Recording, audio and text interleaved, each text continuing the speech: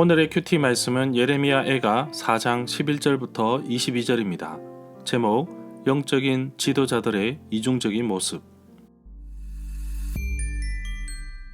먼저 앞뒤 문맥을 살펴보겠습니다. 예레미야 애가 4장에서는 화려했던 예루살렘의 과거를 비교하면서 이제는 초라해져 버린 질그릇 같은 모습을 말합니다. 멸망당한 예루살렘은 폐허가 되었고 사람들마저 떠나버린 가운데 굶주림에 허덕이는 사람들은 쓰레기 더미를 뒤지고 있습니다. 차라리 굶어 죽느니 전쟁 때 칼에 맞아 죽는 것이 낫다고 합니다. 이렇게 예루살렘이 몰락한 이유는 바로 예루살렘의 죄악에 있는데 소돔과 비교하면서 예루살렘은 소돔보다 더 심각한 죄악에 찌들려 있다는 사실을 언급하고 있습니다. 4장 후반부로 들어오면서 지도자들의 잘못된 모습을 지적합니다.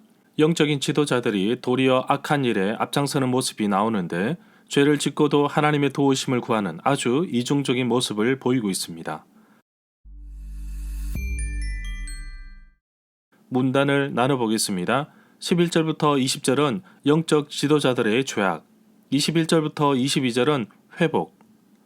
11절에 보면 여호와께서 대단히 진노하셔서 맹렬한 진노를 쏟아부으셨는데 시온에 불을 지르고 거터를 태우셨다고 말합니다.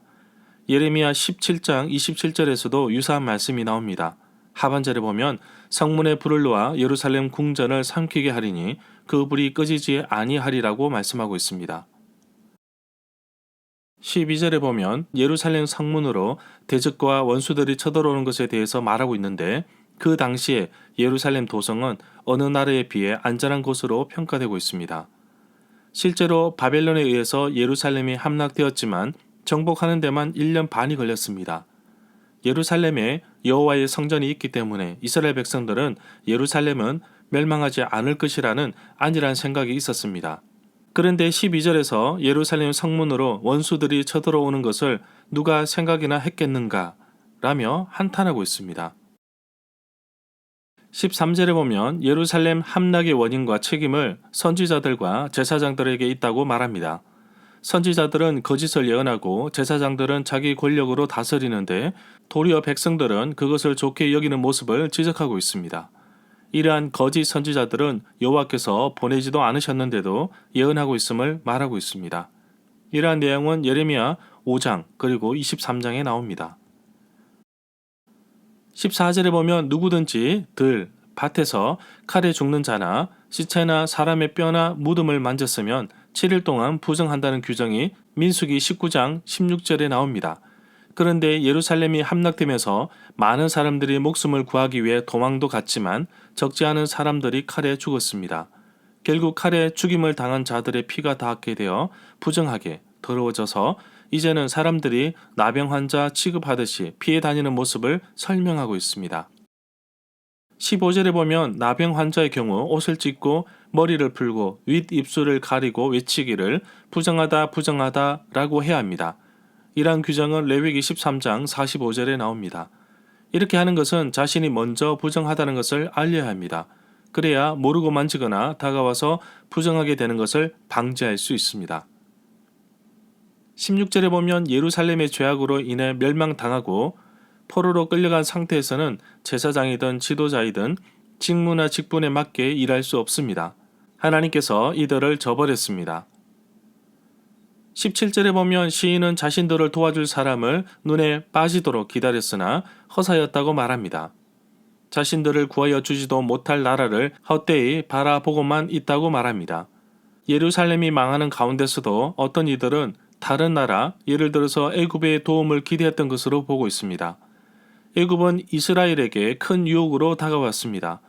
바벨론과의 전쟁에서도 애굽은 여러 나라에게 작은 희망이 되었습니다. 그러나 열왕기하 18장 21절에서는 애굽을 향하여 상한 갈대 지팡이라고 표현하고 있습니다. 19절에 보면 예루살렘을 멸망시킨 군대의 모습을 예레미야 4장 13절에서도 표현하고 있습니다.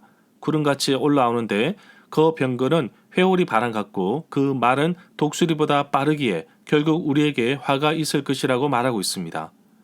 뒤를 쫓는 모습이 마치 남유다 마지막 왕이었던 시드기야가 포위된 예루살렘 성읍을 빠져나가는 모습처럼 유사하게 그리고 있습니다. 열왕기하 25장 4절부터 5절에서 그렇게 기록하고 있습니다. 20절에 보면 우리의 콧김에서 본래 여호와 하나님께서 땅의 흙으로 사람을 지으시고 생기를 그 코에 불어 넣으시니 사람이 생명이 되었는데 오로지 하나님에게만 써야 할 존귀한 호칭들이 유다 임금들에게 쓰인 모습을 보게 됩니다. 여기서 좀 더 나아가 기름 부으신 자는 주께서 선택하신 왕으로 이 칭호는 궁극적으로 하나님께서 파송하실 미래의 왕, 곧 구세주이신 메시아를 가리킵니다. 여기에서는 바벨론 사람들에게 끌려간 시드기야 왕을 가리킨다고 보고 있습니다. 21절에 보면 우스 땅에 사는 딸 에도마 기뻐하고 즐거워하여라. 이제 너희에게도 여호와께서 내리시는 진노의 잔을 마셔야 할 것이니 취하여 벌거벗을 것이라고 말합니다. 욥이 우스 땅에 살았습니다. 예루살렘은 멸망하여 탄식하는 소리가 들리고 위로해 줄 자가 없어 힘들지만 원수들은 예루살렘의 재앙 소식을 듣고 기뻐하였다고 말하고 있습니다. 그러나 주께서 선포하신 날이 그들에게 이르게 하여서 그들도 예루살렘처럼 해달라고 탄원하고 있습니다. 이렇게 에돔 사람들에게 형벌을 선포하는 이유는 예루살렘이 멸망할 때 기뻐하였다는 이유인데 오바댜 1장 10절부터 14절에 나옵니다. 야곱의 형제 나라인 에돔이지만 유다 자손이 패망하는 날을 기뻐하였습니다.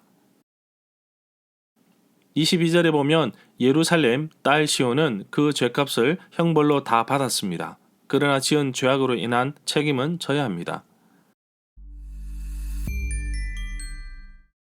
절마다 상세한 설명과 구절 해석, 핵심 내용과 중심 줄거리는 네이버 블로그에 올려져 있습니다. 내게 주시는 교훈입니다. 영적인 지도자에 대한 죄악들을 열거합니다. 리더십에 있는 사람이라면 언제든지 하나님 앞에서 바르게 살아야 할 의무를 가지고 있습니다. 교회 목사님만을 말하는 것이 아닙니다. 그리스도인이라면 누구든지 영적인 리더십으로 언제 어디서든지 하나님 앞에서 바르게 살아가야 할 의무가 있습니다. 한편으로는 죄를 짓고 한편으로는 하나님의 도움을 구하는 이중적인 모습은 버려야 합니다.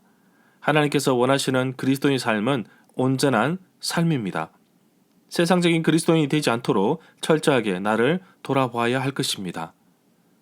이스라엘 백성들은 예루살렘이 무너지지 않는 최고의 요새라고 생각했습니다.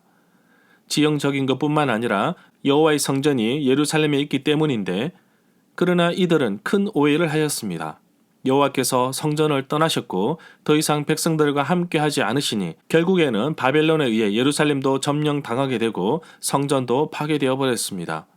절대로 무너지지 않을 것 같은 나의 신앙의 삶도 믿음도 작은 죄로 인해 무너질 수 있다는 사실을 깨달아야 합니다. 죄는 하나님과 나를 갈라놓고 하나님을 바라보지 못하도록 우리의 눈을 가립니다. 작은 죄라도 방심하면 안 됩니다. 작은 죄라도 숨길 이유가 없으며 큰 죄라고 해서 용서받지 못할 이유도 없습니다. 나의 초점, 나의 시선이 하나님을 제대로 향하고 있는지 끊임없이 살펴보는 하루가 되기를 간절히 소망합니다.